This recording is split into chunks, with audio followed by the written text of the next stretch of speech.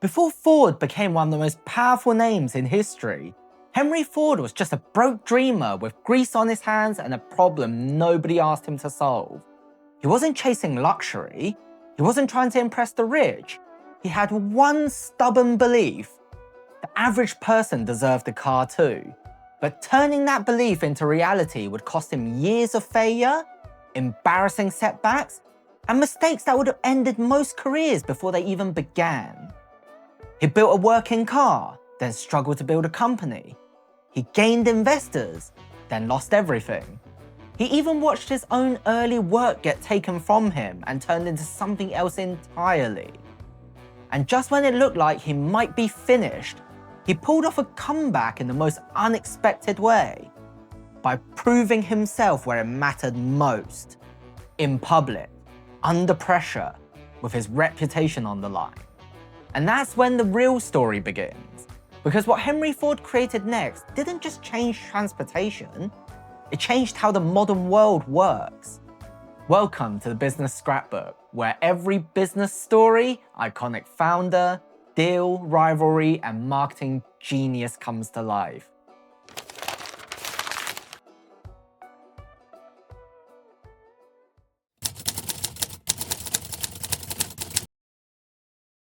Henry Ford wasn't born a legend.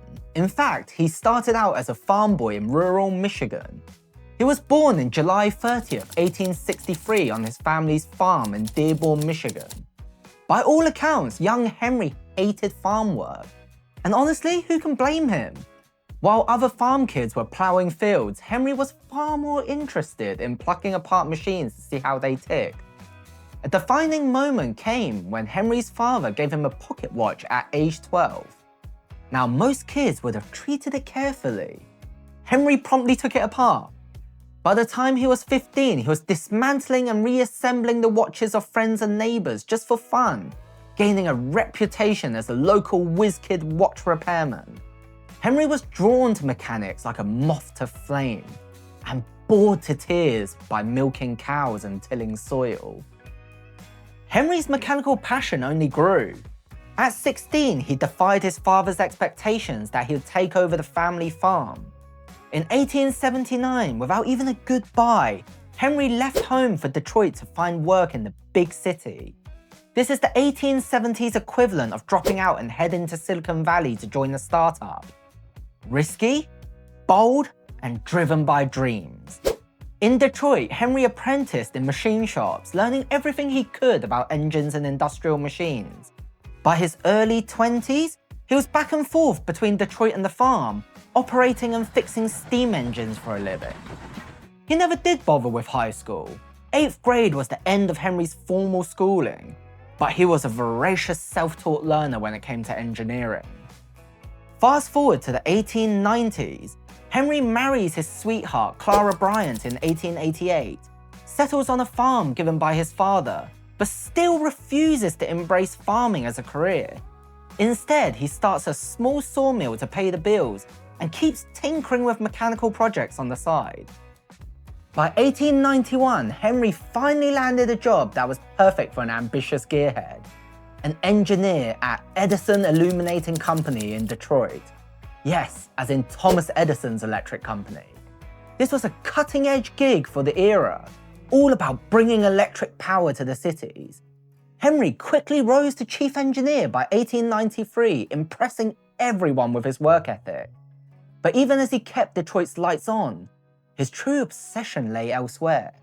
The rumbly, oily, wild idea of building a horseless carriage. He spent his off hours in a rented shed designing gasoline engines and dreaming of cars. It was a lonely quest at first. Remember, in the mid-1890s, most people had never even seen an automobile. The very idea seemed insane to many. Horses had been around forever. A carriage without a horse was like a sail without a ship. What kind of magic would make it go? Henry, though, was convinced. Then fate gave him a nudge. In early 1896, another Detroit engineer named Charles King built a clunky wooden car and drove it down the streets at a whopping 5 miles per hour. The sight of that primitive vehicle jolted Henry Ford like a bolt of electricity. If Charles King can do it, so could he, only better.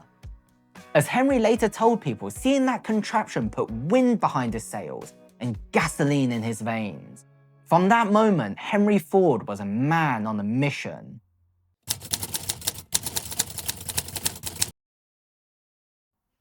By the spring of 1896, Henry was a man possessed. Working in secret in his little shed on Bagley Avenue, he and a few buddies pieced together his first automobile. Henry improvised with whatever he could find. The vehicle's frame was light metal and it rode on 4 bicycle wheels. He christened it the Quadricycle. It had exactly 2 forward gears, fast and faster. No reverse gear, no brakes to speak of. Safety features? A doorbell for a horn and that's about it. In today's terms, this thing was a bare bones prototype built for one purpose: to see if Henry's crazy idea could actually move under its own power. Finally, in the pre-dawn hours of June 4th, 1896, the car was ready for a test. Henry must have been buzzing with excitement and probably a healthy dose of anxiety. The Quadricycle sputtered to life, but there was one problem. It was too wide for the shed door. Now, a lesser man might have thrown up his hands and left it for another day, but not our guy. Henry Ford grabs an axe and knocks out the bricks around the doorframe, widening the garage exit by brute force. With a path cleared out rolls the Quadricycle onto Detroit streets. It's 4 a.m. and most of the city is asleep, and Henry is about to wake the neighbors. He and his helper, James Bishop, set off. Bishop on a bicycle ahead, frantically ringing his bell to warn any stray pedestrians or horse-drawn carriages that some experimental contraption is coming through. Henry opens the throttle, and the little 2-cylinder engine sputters loudly, the whole rig shaking like a tin can. Down Grand River Avenue they go, Henry likely whooping with joy while trying to avoid potholes. The Quadricycle actually hit 20 miles per hour at times, leaving any horse buggy in the dust. Sure, it broke down once due to a faulty spring, but Henry had it fixed in minutes, a quick pit stop, and off they went again.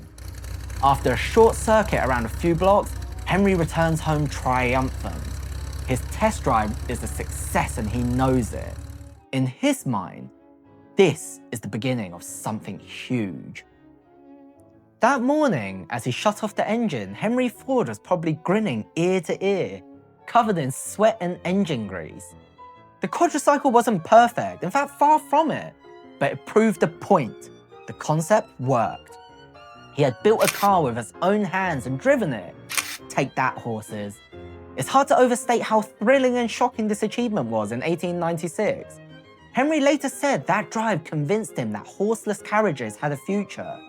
Still, making one car in your shed is one thing, but Henry's ultimate dream was much bigger. He wanted to build cars for the multitudes, not just a one-off curiosity for tinkerers or rich hobbyists. To do that, he needed 2 things: money and credibility.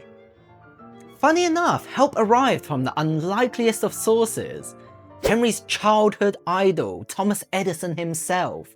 Later in 1896, Henry's manager, Edison Illuminating, invited him to the company conference in New York. Picture a fancy banquet room filled with Gilded Age businessmen and investors. At the head table, the great Thomas Edison, then in his late 40s, holding court. Henry was introduced as the young guy who built a gasoline car in Detroit. Edison's eyes spark with interest. He'd been dabbling with electric cars, but he listens intently as Henry, a bundle of nerves, explains his Quadricycle design. When Henry finishes, Edison bangs his fist on the table and says, "Young man, that's the thing. You have it, keep at it." Edison effectively gave Henry Ford a priceless jolt of validation.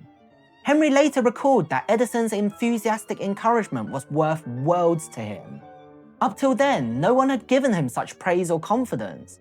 Imagine your hero telling you, "Your crazy idea is brilliant." That's fuel for years.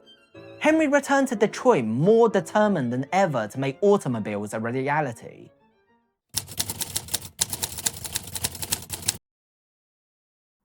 Armed with newfound confidence, Henry built a second improved car by 1898, and by 1899, he was itching to start a business to manufacture cars. There was a frenzy of auto experimentation in the late 1890s. In a way, it was like the dot-com boom of its time. Dozens of startups were trying to make horseless carriages, mostly producing expensive toys for the rich. But Henry Ford, however, had a different vision. Affordable cars for average people. But first, he needed investors.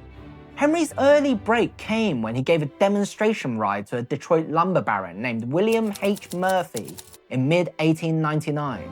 For over 3 hours, Henry drove Murphy through rough Michigan roads, covering 60 miles without major issues, which in those days was miraculous. Impressed, Murphy essentially said, "I'm in," and became Henry Ford's first big backer. At the age of 36, Henry Ford finally had some capital behind his dreams. Together with Murphy and a group of investors, he founded the Detroit Automobile Company in August 1899. Henry quit his job at Edison, turning down a then hefty salary of $1,900 a year to chase his dreams. It was all or nothing now. Spoiler alert, it turned out to be nothing, at least in this first round. The Detroit Automobile Company was a flop. The plan was to quickly churn out cars for a profit, but Henry struggled with the transition from one-off tinkering to mass production. Building one car at a time had taught him a lot, but building many cars at once was a whole new challenge. He was a perfectionist, constantly tweaking designs, which meant delays. The few cars that did get made were expensive and not very reliable, and the company burned through cash without sales to show for it. By January 1901, less than 2 years in, the Detroit Automobile Company dissolved in failure. Henry was crushed, but not defeated. He'd learned some hard lessons about running a business and engineering for production, and crucially, he still had faith in his dream. After that failure, many folks would have given up on the whole horseless carriage idea, but not Henry Ford. If anything, his resolve hardened. He realized he needed to boost his reputation and attract better support. How? By proving his car's speed and durability in the most public way possible, racing. At the time, automobile races were grabbing headlines, and one of the nation's most famous drivers was Alexander Winton, who also built Winton automobiles. Henry figured, if he could beat Winton in a race, he'd earn both respect and investors. Bold plan for a guy whose last company just went bust, right? Henry and a small team of loyal friends went back to the workshop. They designed and built a new 26 horsepower race car, which Henry nicknamed Sweepstakes, funded largely out of Henry's pocket and Murphy's remaining faith. On October 10th, 1901, at a dirt track in Grosse Pointe, Michigan, this relatively unknown 38-year-old showed up to race the reigning champ Winton, whose car had 40 horsepower and a pedigree of wins. It was David versus Goliath on wheels. The race was a 10-mile showdown. As the race began, Winton's car jumped ahead, but soon started having engine trouble. Henry's lighter Sweepstakes took the lead. With no windshield, goggles on, and his mechanic Ed Spider Huff clinging to the side for dear life, Henry Ford drove like a man possessed, hitting speeds close to 45 to 50 miles per hour. He crossed the finish line first, beating Winton and stunning the automotive world. Overnight, Henry became a bit of a celebrity. He won a $1,000 prize and a fancy cut glass punch bowl for that victory. More importantly, new investors came knocking, suddenly interested in this upstart who defeated the champ. In late 1901, with his name greatly enhanced, Henry tried his second shot at a car company. The Henry Ford Company was formed with some of the same backers. This time, Henry was made chief engineer rather than CEO. Perhaps the investors were a bit wary of his business skills but valued his engineering. Unfortunately though, round 2 wasn't smooth either. Henry kept focusing on race cars. The adrenaline from his win probably hadn't worn off yet, and he started designing an even bigger, more powerful racer. His investors, on the other hand, though, wanted him to develop a normal passenger car to actually sell. This led to clashes. By early 1902, just a few months in, Henry Ford quit his own company after arguments with the board. That's right, he just walked away. And the remaining investors then did something cheeky. They brought in an accomplished engineer, Henry Leland, to appraise the assets. And they reorganized Henry's fledgling company under a new name, Cadillac Automobile Company. That's right, Cadillac began life as a second failed Henry Ford enterprise. The irony is thick. One of Ford's early failures became the foundation of a future luxury car brand that would compete with him.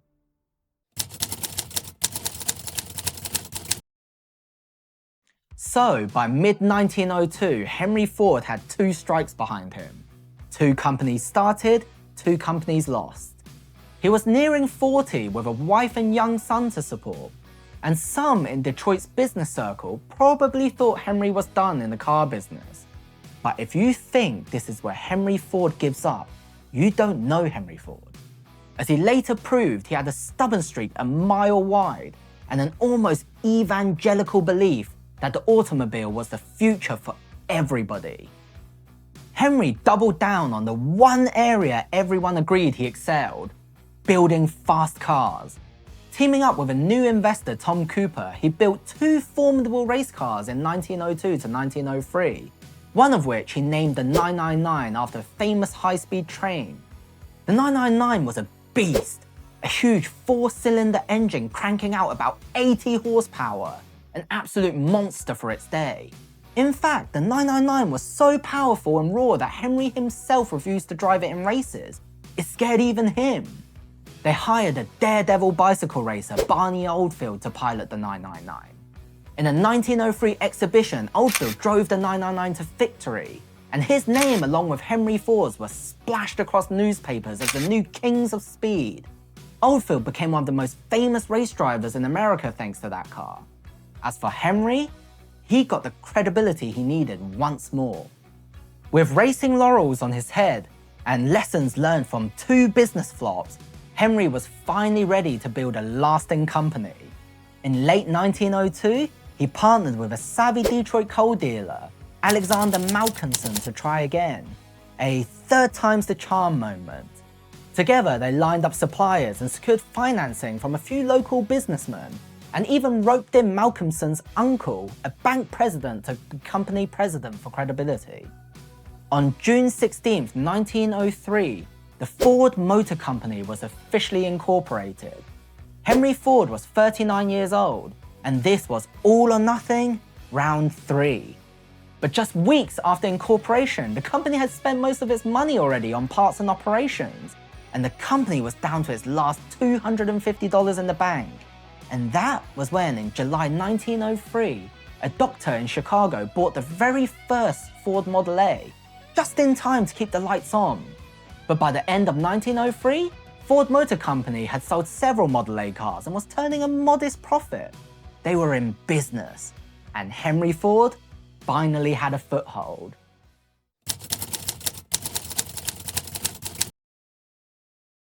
From 1903 onwards, Ford Motor Company steadily built cars and reputation. Henry, ever the engineer, kept improving his designs through models B, C, F, K, N, progressing through the alphabet, skipping a few letters here and there. These cars got better and a little bit cheaper, but in 1907, cars were still largely a luxury item. Henry Ford was not satisfied. He used to say he wanted to build a car for the great multitude. He had a vision of a reliable, easy-to-use car that working people could afford. A car that could handle rough roads and run for years. This vision materialized in 1908 with the Ford Model T, the machine that truly changed the world. When the Model T debuted in October 1908, it wasn't the fanciest car on the market, or the fastest, or the most comfortable, but it was simple, tough, and affordable. And those qualities made it a smash hit. The Model T, fondly nicknamed the Tin Lizzie, had a 4-cylinder engine, could go about 40 miles per hour, and came new at around $850 in 1909. That was still a lot of money back then, but it was way cheaper than most other cars, which often cost more than $2,000. More importantly, Henry kept relentlessly driving the price down year after year. The key to it all was efficiency. Now here's where Henry Ford's irrepressible drive to improve really paid off. He had already pioneered using standardized interchangeable parts in his cars, but the big breakthrough came in 1913, when Ford introduced the moving assembly line at his factory, the first of its kind in the auto industry. Instead of skilled craftsmen assembling cars one at a time, the process was broken down into steps performed by workers stationed along a moving belt. Each worker would do one task, like fitting a wheel or bolting an engine part as the car in progress rolled by. The result? Production time per car plummeted. Before the assembly line, it took over 12 hours to build one Model T. Afterwards, it eventually fell to just 90 minutes per car. In fact, by the late 1920s, Ford's factories were churning out one new Model T every 24 seconds on average. Let that sink in. A new car rolling off the line faster than you can boil an egg. That was manufacturing efficiency on a mind-boggling scale, the very birth of modern mass production.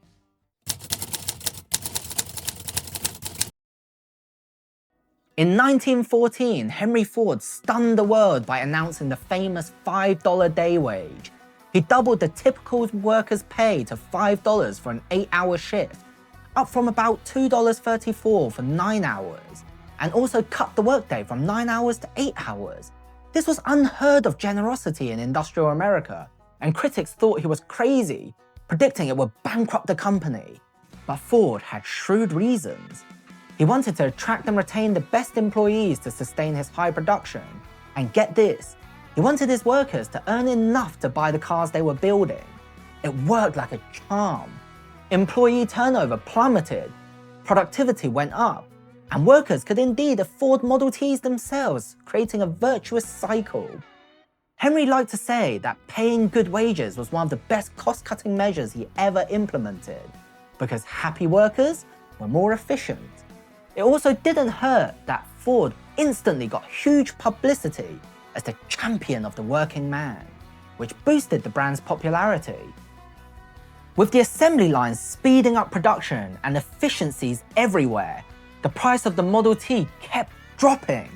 By the 1910s, Ford was able to slash the car's price below $500, then below $400, and eventually to as low as $260 in the 1920s. This was game-changing. Suddenly, a car was no longer an out-of-reach luxury. It became a consumer product an average middle-class family might save up for.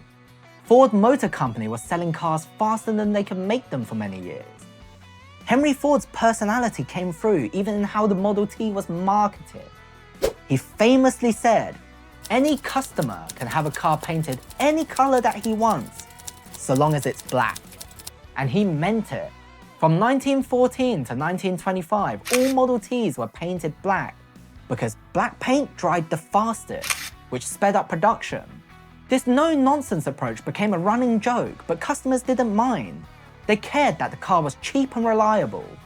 In the early years, actually Model Ts did come in other colors like red, grey, green and blue, but once the assembly line was humming, Ford standardized on quick-drying black to maximize output. It's a little anecdote that shows how obsessed Henry Ford was with efficiency. Even paint time was optimized. The Model T era between 1908 and 1927 truly demonstrated Henry Ford's revolutionary impact. Here are some astounding stats. By 1918, half of all cars on American roads were Model T Fords. And Ford didn't just dominate the US. The Tin Lizzie was shipped worldwide. By the early 1920s, more than 50% of all cars on the planet were Fords. Ford Motor Company built over 15 million Model Ts before they finally retired the model in 1927, a production record that stood for decades. Henry Ford had achieved his goal of a car for the masses, and in the process, he transformed American society. People could live further from work, take family road trips, and farmers weren't isolated on distant homesteads anymore. The car became a part of everyday life, largely thanks to Ford's vision of affordability and mass production.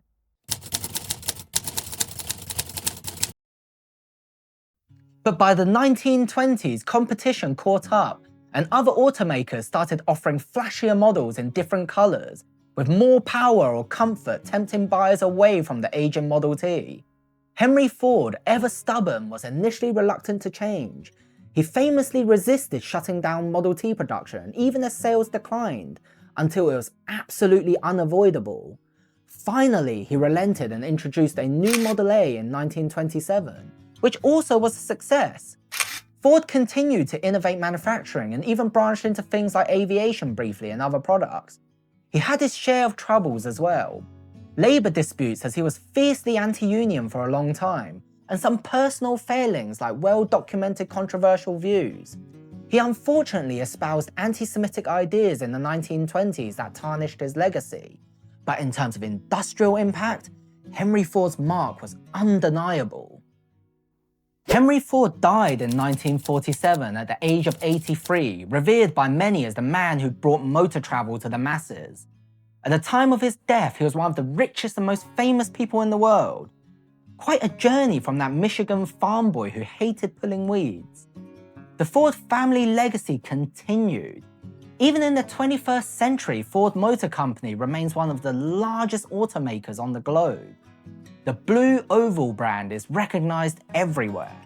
From breaking down walls, literally in 1896, to breaking sales records in the 1910s, Henry Ford's journey is one of those classic American success stories. Sure, it's messy and human, filled with false starts, failures, and flaws, but that only makes it more relatable and gripping. At its heart, it's about relentless innovation and perseverance. Henry Ford once said, "Failure is simply the opportunity to begin again, but this time more intelligently." He lived that philosophy. When his first company failed, he tried another. When that failed, he tried again. When people mocked his vision, he proved them wrong. He didn't invent the automobile and he didn't invent the assembly line, but he combined the ideas and made them better on a scale no one else had dared. In doing so, he didn't just build a car, he built a new way of life. So, next time you hop in your car to go to work or on a weekend getaway, spare a thought for Henry Ford, the farm boy who reimagined transportation and had the audacity to try, fail, and try again until the world got on board. His story reminds us that innovation is a journey, often a rough road of trial and error, and sometimes it requires smashing a few walls. And that's today's story from the Business Scrapbook. Subscribe to keep uncovering the tales behind the brands you love or love to hate.